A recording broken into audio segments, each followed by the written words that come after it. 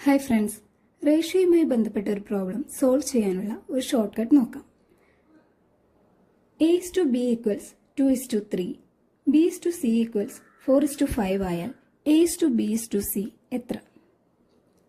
നമുക്ക് തന്നിരിക്കുന്നത് A:B = 2:3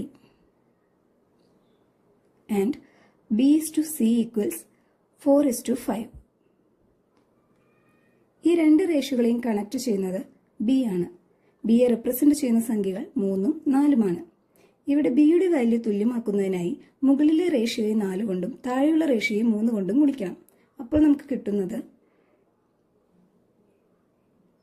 8:12 and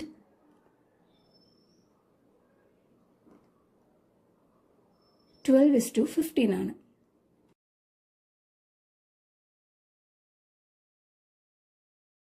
നമ്മുടെ ചോദ്യം A:B:C എത്രയാണെന്നാണ്. സോ A:B:C = 8:12:15 ആണ് ആൻസർ.